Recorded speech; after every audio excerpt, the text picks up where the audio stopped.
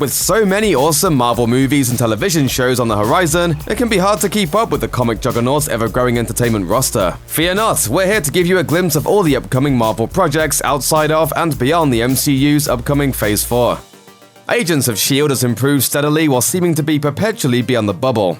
It's been in real danger of cancellation by ABC on multiple occasions, but has always received a stay of execution from corporate parent Disney. Season 5 ended on a note of relative finality, so it surprised pretty much everyone when the show was re-upped not only for a 6th season, but a 7th. It was, in fact, the very first series to be slotted by the network for 2020. At San Diego Comic-Con in July 2019, Marvel TV head Jeff Loeb confirmed that the 7th season would be the last. Both seasons would be slightly truncated, featuring 13 episodes as opposed to the standard 22 of previous seasons. In the interest of forging a lean and mean narrative, Season 6 has chosen to forego any references to the larger Marvel Cinematic Universe, up to and including the world-changing events of Avengers Infinity War and Avengers Endgame, to focus on telling its own story. The season has focused on the organization's rebuilding period under new leadership, as Phil Coulson was confirmed to have died shortly after the events of Season 5. But this rebuilding is disrupted by the appearance of mysterious interdimensional hostiles led by a man who happens to look exactly like Coulson. It seems certain that S.H.I.E.L.D's writers already have a pretty good idea of how it will play out going into next year's 7th season. But as for the rest of us, we'll just have to wait to find out. The SUMC, or Sony universe of Marvel characters, if you're not into the whole brevity thing, was born of Sony Pictures' deal with Marvel Studios, which allowed Marvel to integrate Spider-Man into the MCU. In exchange, Sony continues to produce all Webhead's MCU-set solo outings, and also has free reign to develop its own universe based on ancillary Spider-Man characters. This universe's inaugural effort, 2018's Venom, cleaned up at the box office while satisfying fans of the character left cold by Topher Grace's unfortunate portrayal in Sam Raimi's Spider-Man 3. After that somewhat unexpected success, Sony was quick to fast-track another Spidey-related property that had been gestating since 2017. That would be Morbius, based on the living vampire and frequent Spider-Man nemesis who first appeared in the pages of Marvel Comics in 1971. The flick will star Jared Leto as Dr. Michael Morbius, a brilliant biochemist whose attempts to cure his own potentially fatal blood disease with an experimental treatment involving the blood of vampire bats go predictably awry, transforming him into a superpowered ghoul who must consume human blood to survive. Daniel Espinosa directs from a script by Lost in Space co-creators Matt Sazama and Burke Sharpless. We'll see if the SUMC can establish a dark, horror-tinged streak when the movie hits screens on July 31st, 2020. While nearly all of the upcoming Marvel projects presented at SDCC had either long been rumored or actually confirmed, there was a single outlier that came as a complete shock to the crowd. To conclude the panel, Kevin Feige presented two-time Academy Award-winning actor Mahershala Ali, whose scintillating performance as the villain Cottonmouth was the best part of the Marvel Netflix series Luke Cage. Feige then announced that Ali would star in the title role in an MCU incarnation of Blade, and jaws throughout Hall H could be heard hitting the floor as far away as LA. What is that?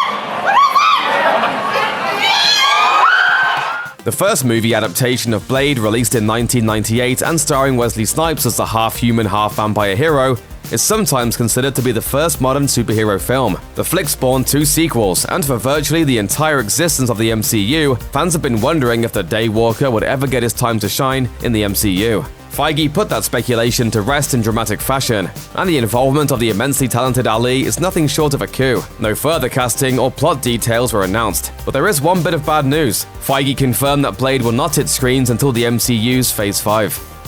Call it the Great Guntroversy of 2018. In July of that year, the news broke that James Gunn, writer and director of the beloved Guardians of the Galaxy franchise, had been let go from the 3rd installment over a series of old tweets that had been dug up by conservative pundits. Guardians fans were up in arms, but a silver lining came in August, when it was announced that Gunn's completed script would be used. The search was on for a new director, a search that continued right up until March of 2019, when Disney put an end to the whole kerfuffle by seemingly saying the hell with it and rehiring Gunn. The nearly year-long impasse will have the effect of delaying Volume 3 for a bit, as it didn't take Gunn long after his canning to find another gig at rival Warner Brothers, writing and directing a reimagined Suicide Squad for DC. Marvel Studios has agreed to wait patiently until Gunn's work on that film, which is slotted for release in the summer of 2021, is done before putting Volume 3 into production, meaning that we're not likely to see it hit the big screen until at least 2022. Marvel isn't playing coy about King T'Challa's second solo outing. It doesn't have an official title or release date, but Black Panther 2 has been officially confirmed by the studio. Not exactly a huge surprise, as the original became one of the highest-grossing films of all time and Marvel's first to receive serious Oscar consideration, winning 3 for its original score, costume design, and production design. Not only is a sequel officially happening, but Feige revealed to Entertainment Weekly that the concept is already coming together nicely. He told EW, "One of the favorite pastimes at Marvel Studios is sitting around on a part 1 and talking and dreaming about what we would do in a part 2. There have been plenty of those conversations as we were putting together the first Black Panther. We have ideas and a pretty solid direction on where we want to head with the second one." Writer-director Ryan Coogler is officially on board, and while nothing is confirmed, it's expected that the principal cast, including Chadwick Boseman, Lupita Nyong'o, and Danai Gurira, will also return. It's even been rumored that Michael B. Jordan's Eric Killmonger could return in some capacity, despite being left in no condition to do so at the end of Black Panther. In light of the mega bucks that film made, we're likely to get additional details on this highly anticipated sequel sooner rather than later. Given the fact that it kicked off a universe of Spider-Man characters which will not, so far as we now know, actually feature Spider-Man, the success of Sony's Venom was a bit of a shock. Anchored by Tom Hardy's completely bonkers performance, the film cleaned up at the worldwide box office of the tune of $855 million, making a sequel inevitable. Of course, having learned a few tricks from Marvel Studios, Sony made sure to go ahead and set one up in advance with a post-credit scene featuring Woody Harrelson as Cletus Cassidy, the psychopathic serial killer who would go on to bond with Carnage, the Venom symbiote's offspring. Venom 2 was at one time assumed to be the entitled Sony Marvel sequel, which the studio has slotted for an October 2020 release, but that is no longer set in stone, due to the departure of Venom director Ruben Fleischer, who has had his hands full with the long-awaited sequel to his 2009 classic Zombieland. But the second go-round for the Lethal Protector is still in active development, with original scribe Kelly Marcel already drafting a screenplay, and Hardy set to return along with co-star Michelle Williams. Plot details are sketchy, but one thing is certain, just as Cassidy promised in that stinger, "When I get out of here, and I will, there's gonna be carnage." Variety confirmed in January 2019 that Harrelson's murderous symbiote will be Venom 2's main villain. It's a little tough to believe that at this point, Spider-Man has a rich cinematic history spanning almost 20 years and nearly a dozen feature films. Yet, here we are.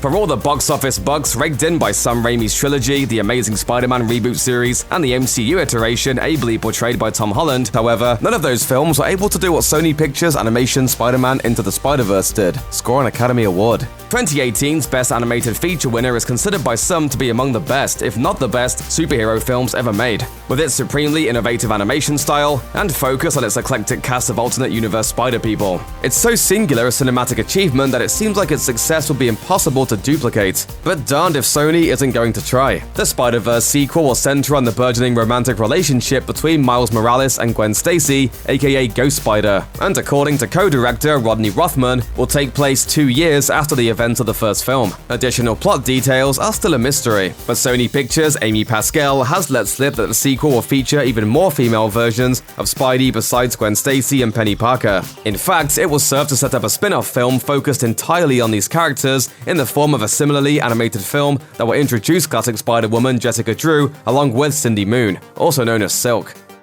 Disney's acquisition of Fox gave the House of Mouse a 60% stake in Hulu, and even before the deal closed, the streamer was looking to expand its Marvel offerings beyond its hit original series Runaways. The first set of announced new projects, however, came as a bit of a surprise. 4 adult animated series centered on some of the quirkier characters in Marvel lore, which will, of course, cross over for a team-up special. All co-produced by TV EVP Jeff Loeb, each series features creative talent just as eclectic as the characters themselves. Get ready for The Tigra and Dazzler Show, produced by Chelsea Handler. Hit Monkey, courtesy of Blades of Glory writing team Josh Gordon and Will Speck. MODOK, which will be written and produced by Patton Oswalt, and wait for it, What do you let it lick you like that for? Gross. That's right, Kevin Smith will be helming Howard the Duck. Obviously, each series looks to be aiming for its own distinct comedic vibe, but Loeb will be tasked with bringing them all together for The Offenders, a one-off special in which all of these weird characters will team up to tackle a common enemy which threatens the world. Marvel's first foray into animated comedy looks interesting to say the least, and finally, we'll hopefully get a version of Howard the Duck to once and for all purge the memory of that terrible, terrible 1986 film. Now, You and Babyface are gonna beat it, right, Mr. Zitz? Before I get really mad. While a sequel to the billion-dollar-plus grossing Captain Marvel seems like a foregone conclusion, it has also yet to be confirmed. According to leaker extraordinaire Wardell, the wheels are turning. Star Brie Larson is reported to have signed a 7-picture deal with Marvel, and it sure seems unlikely that the studio's brass would be content to simply have Carol Danvers pop up in other characters' movies after her first solo vehicle's stellar box office performance. Interestingly, Wardell isn't the only leaker to have claimed inside knowledge about Captain Marvel 2. A Redditor posting under the name The Marvel Scoop Master asserted that the sequel will take place during Avengers Endgame's 5-year time jump, and will see Carol Danvers tangle with the interdimensional cyborg Michael Korvac, a character with a history in the comics stretching back to 1975, who had dealings with the likes of the Grandmaster and Doctor Strange. The Redditor claims that Danvers will investigate a Kree secret weapon that turns out to be Korvac, and that the two will initially bond over having both been in willing Kree experiments, but then Korvac will betray Danvers, and the two will end up doing battle in the film's climax. Of course, this is merely an unsubstantiated rumor, so be sure to take it with a grain of salt. Check out one of our newest videos right here, plus even more Looper videos about your favorite stuff are coming soon. Subscribe to our YouTube channel and hit the bell so you don't miss a single one.